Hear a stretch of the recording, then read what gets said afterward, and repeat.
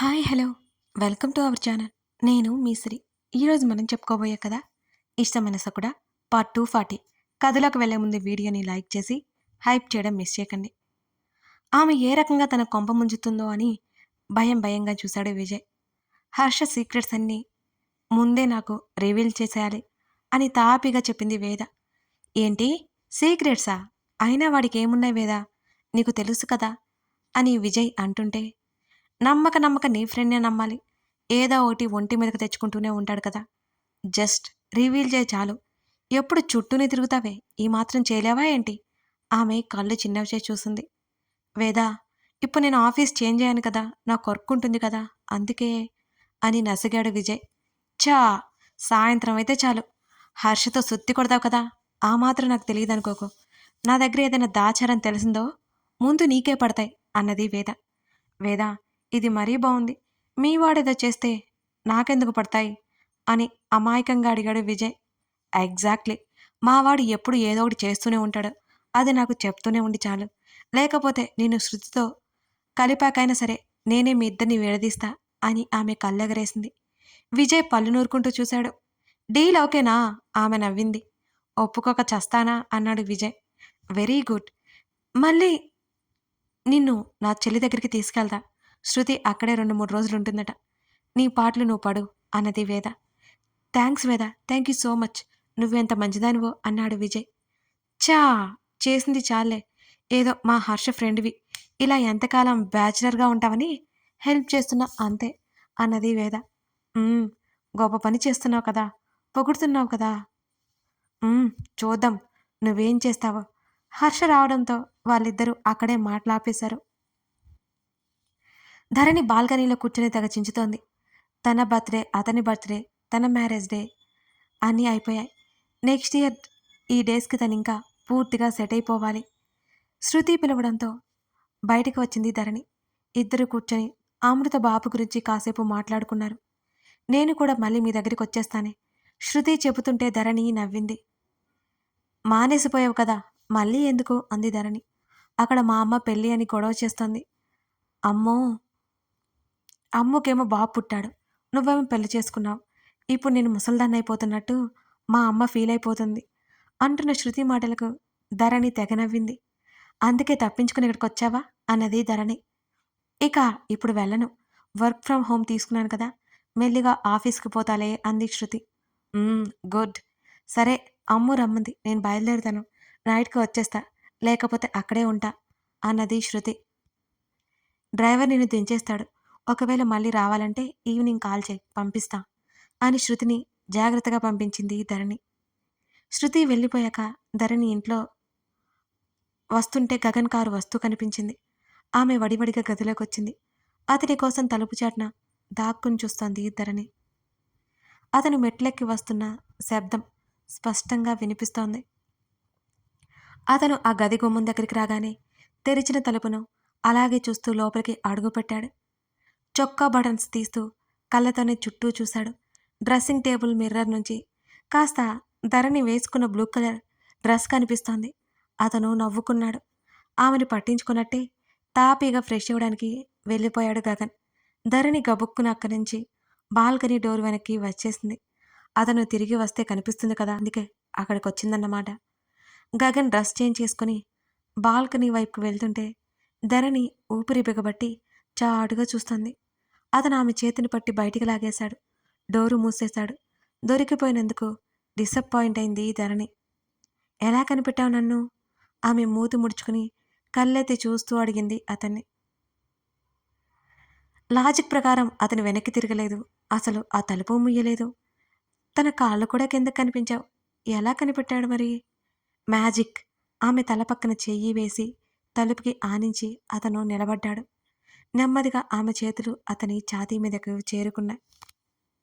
బావా, మరి నాకు ఇంట్లో ఉండి బోర్ కొడుతుంది, నేను ఇతనితో పాటు రానా? ఆమె గారంగా అడుగుతుంటే ఆమె 2 చేతులు పట్టుకుని దగ్గరికి లాక్కుని, భలే అడుగుతావే, నీకు కావలసిన వాడి కోసం. అతను కళ్ళు చిన్నవి చేసి చూశాడు. నేను మామూలుగానే అడిగాను కదా అంది ధరణి. ఆ, అవును, చాలా మామూలుగా అడిగావు. ఇంకాసేపు వదిలేస్తే నా టీషర్ట్ కూడా చింపేస్తాం అతను అనగానే ఆమె టక్కున కళ్ళెత్తి చూసింది అతని వంక. అతని మాటల్లో సీరియస్‌నెస్ తెచ్చిపెట్టుకున్న అతని మాటల వెనక అర్థానికి ఆమె నోరు తెరుచుకొని సిగ్గుతో కళ్ళుదించుకుంది. ఛీఛీ కాదు. ఆమె అక్కడి నుంచి వెళ్ళిపోవడానికన్నట్టు అతన్ని వదిలించుకోక అతను వదల్లేదు. ఆమె అలాగే హత్తుకుని బాల్కనీలోకి నడిచాడు గగన్. సంధ్యతెర ఆకాశాన్ని ఆక్రమించినట్టుంది. గూళ్ళకు చేరిన పక్షులు కొవ్వకొవ్వమంటున్నాయి. ఆమె నడుము చుట్టూ చేరిన అతని చెయ్యి ఆమె పొట్ట మీద తడుముతోంది. మనం కూడా ప్లాన్ చేద్దామా బేబీని? ధరణి కళ్ళు తిప్పి అడుగుతుంటే, నీకు మళ్ళీ హాస్పిటల్ బెడ్డెక్కాలని ఆశగా ఉందా? ఆ మాటకి ఆమె ముఖం నల్లగా పోయింది. నేనెందుకు ఎక్కుతాను? ఉక్రోషంగా అడిగింది ధరణి. వెనక నుంచి ఆమె భుజం మీద అతను గడ్డం ఆనించుకుని, నువ్వు చాలా స్ట్రాంగ్గా ఉన్నావు కదా అందుకే అని అన్నాడు. "ఉమ్" అని మాటతోనే ఒక విదిలింపు విదిలించింది ధరణి. బర్త్ కంట్రోల్ పిల్స్ ఇస్తావుగా, అవి స్కిప్ చేస్తాను అని రోషంగా అనుకుని, వద్దులే, మళ్ళీ ఎక్కడ కష్టపడతాడు పాపం, ఇంకో 2 ఇయర్స్ కదా, పర్లేదులే అని ధరణి మనసులో అనుకుంది. పిచ్చి వేషాలు వేశావంటే మాడు పగులుతుంది. అతని మాటలకి ధరణి ఉలిక్కిపడింది. తనేమైనా బయటికనిందా ఏంటి అనే అనుమానం వచ్చింది ధరణికి. గగన్ వైపు ఆమె అయోమయంగా చూస్తూ అలాగే నటిస్తూ, ఏమైంది ఇప్పుడు అని అడిగింది. ఆ ఏం అవ్వలేదు. అయితే చెప్తా నీ సంగతి. కాస్త తెలివిగా బిహేవ్ చేయి. అతను ఆ టాపిక్ తీయకుండానే సీరియస్గా చెప్పాడు. ఛట్, లోపల కూడా అనుకునివ్వడు ఈ మనిషి. ఈసారి నిజంగానే చంపేస్తాడు. ధరణి బుద్ధిగా తలాడించింది. చేసేవన్నీ చేసి ఎంత ఇన్నోసెంట్గా తల తిప్పుతావు చూడు అని అతను నిట్టూర్చాడు. నేనేం చేశాను? పెదవులు బిగించింది ధరణి. అమాయకత్వానికే అమాయకత్వం నేర్పించేలా మొహం పెట్టింది తను. ఇలాంటి ఎక్స్ప్రెషన్స్ ఇస్తే వర్క్ ఆగిపోతుంది అన్నాడు. ఎందుకట? ఎందుకో ఆమె చుట్టూ చేసి దగ్గరికి లాక్కున్నాడు. నాకేం ప్రాబ్లం లేదు. ధరణి ముసిముసిగా నవ్వింది. పిచ్చి వేషాలు వేయకుండా బుద్ధిగా ఉండోకే. మనకింకా బోల్డ్ టైం ఉంది మిగతా విషయాల గురించి ఆలోచించడానికి. ప్రస్తుతం మనకి మనమే ముఖ్యం అని చెప్పి ఆమెను వదిలాడు గగన్. ఆమె తల తిప్పబోతుంటే, తలూపావంటే చంపేస్తా అన్నాడతను సీరియస్గా. ధరణి టక్కున ఆగిపోయి, నీకు మైండ్ వాయిస్ లాంటివేమన్నా తెలుసా అని అతన్ని గుర్రుగా చూస్తూ అడిగింది. నీ బ్రెయిన్లో ఏం రన్ అవుతుందో నీ ఫేస్లోనే కనిపిస్తుంది. దానికి మైండ్ వాయిస్ తెలియనక్కర్లేదు అని. వేద వస్తుంది, నచ్చితే బయటికి వెళ్ళు, లేకపోతే లేదు అని అక్కడి నుంచి వెళ్ళిపోయాడు గగన్. ధరణి పెదవి విరిచి కాసేపు మాలవికతో గడిపి ఇంకాసేపు తన తల్లితో కాల్ మాట్లాడి తిరిగి రూంలోకి వచ్చింది. తన ల్యాప్టాప్ కోసం వెతికింది. అది వాడి చాలా రోజులైంది. అది ఎక్కడ ఉందో కూడా తనకి తెలియదు. గగన్ ల్యాప్టాప్ ఎదురుగా టేబుల్ మీద కనిపించగానే అది తీసుకుని ధరణి బెడ్ మీద కూర్చుంది. పాస్వర్డ్ కోసం కాసేపు ఆలోచించి గుర్తురాక అతనికి కాల్ చేసింది ధరణి. ఈ మధ్య తనకి మెమరీ లాస్ అయిన ఫీలింగ్ కలుగుతోంది. అడిగితే ఒక్కరూ చెప్పరు. నిజంగానే తనకి కొన్ని కొన్ని అసలు గుర్తే ఉండడం లేదు కూడా. చెప్పు. 2 రింగులకి కాల్ లిఫ్ట్ చేశాడు గగన్. నీ ల్యాప్టాప్ పాస్వర్డ్ ఏంటి ఆమె అడిగింది. అతను చెప్పాడు. ఆమె నవ్వుకొని, ఏం చేస్తున్నావు అని అడిగింది. వర్క్ ఉంది, తర్వాత చేస్తాను. కాఫీ తాగావా? పెట్టేసి పని చూసుకో. అతను నిర్దాక్షిణ్యంగా కాల్ కట్ చేశాడు. ధరణి పళ్ళు పటపట నూరుకుని, ఇంకాసేపు మాట్లాడితే సొమ్మేం పోతుంది అని విసుక్కుని ల్యాప్టాప్ ఆన్ చేసింది ఆమె. హెడ్ ఫోన్స్ తగిలించుకుని మూవీ పెట్టేసుకుంది ధరణి. ధరణి ప్లే చేయడం ఆలస్యం. వేద కాల్ చేసింది. కానీ ధరణికి వినిపించలేదు. నేను వస్తున్నాను, రెడీ అవ్వు. తర్వాత ఇంకో గంట చేశావు అంటే దెబ్బలు పడతాయి నీకు. వేద మెసేజ్ చేసింది ధరణికి.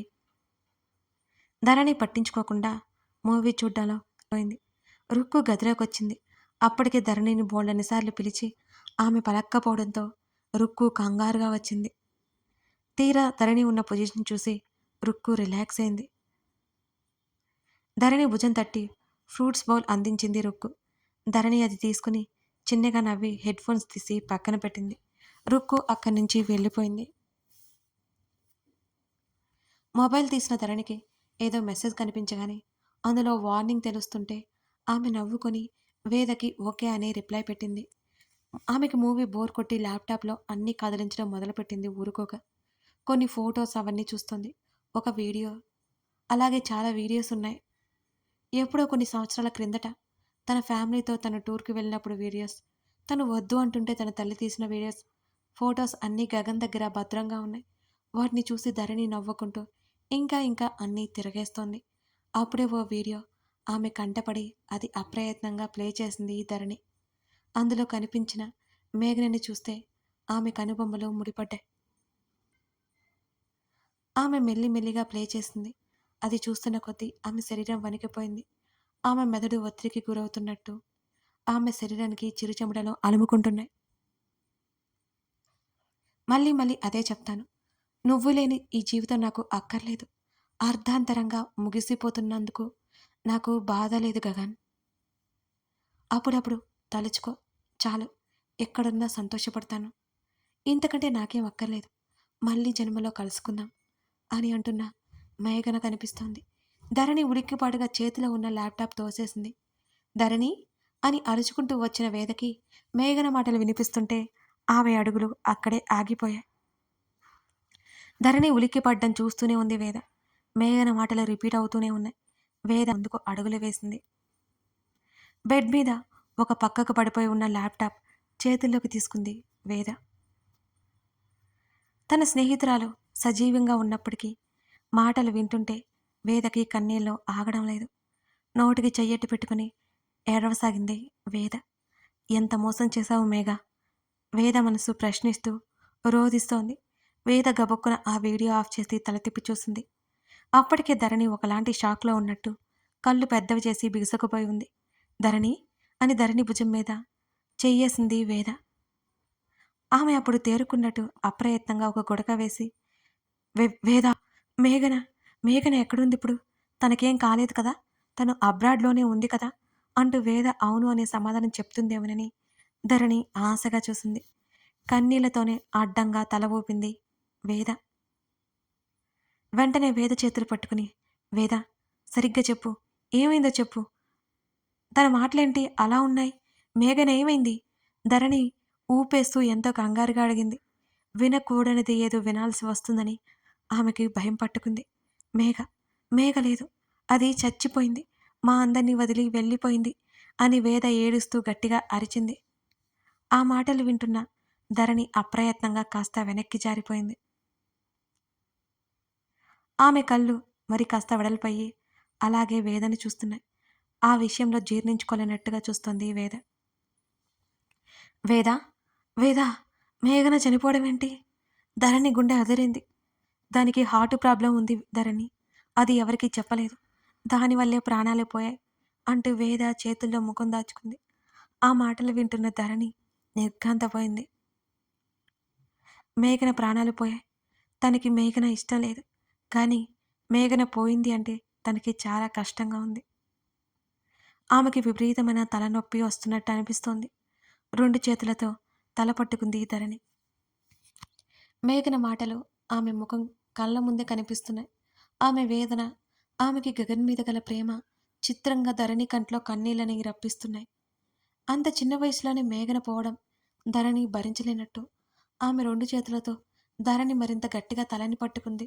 ఆమె ఆ ఒత్తిడి తట్టుకోలేక తల తిప్పి చూసిన వేదకి ధరణి విరవెల్లాడిపోవడం చూసి ఆమెకి భయం కలిగింది. కథ కొనసాగుతోంది.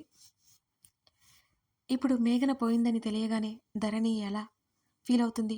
గగన్‌కి ఈ విషయం తెలుస్తుందా? గగన్ ఎందుకంత నిర్లక్ష్యంగా ఉన్నాడు? ఇవన్నీ తెలుసుకోవాలంటే ఈ కథని ఇంకా చూడాల్సిందే. ఇంకో విషయం అండి, మెంబర్‌షిప్ తీసుకొని వీడియోస్‌ని ముందుగా చూడొచ్చు. ఒకవేళ ఎలా ఇదంతా చేయాలి అనుకుంటే మన యూట్యూబ్ ఛానల్ ఉంటుంది కదా ప్రొఫైల్, అక్కడికి వెళ్ళి జాయిన్ బటన్ మీద క్లిక్ చేసినట్లయితే మీకు మెంబర్‌షిప్ ఎలా తీసుకోవాలో స్టెప్ బై స్టెప్ అక్కడే వస్తుందండి. మిస్ చేయకుండా మీకు ఇంట్రెస్ట్ ఉంటే తీసేసుకోండి. అలాగే మీ లైక్స్, మీ కామెంట్స్ మన స్టోరీకి చాలా అవసరమండి. వాటి వల్లే నేను ఇంకా ఉత్సాహంగా వీడియోస్ చేయగలను. మిస్ చేయకండి ఫ్రెండ్స్. ఇవాళ ఇంకా వీడియోస్ చాలా ఇచ్చేసుకుందాం. మిసెస్ అగస్త్య ఇష్టమైన కూడా వీడియోస్తో మిమ్మల్ని పలకరిస్తాను. Thank you for watching this video. మరో ఎపిసోడ్తో మనం మళ్ళీ కలుద్దాం.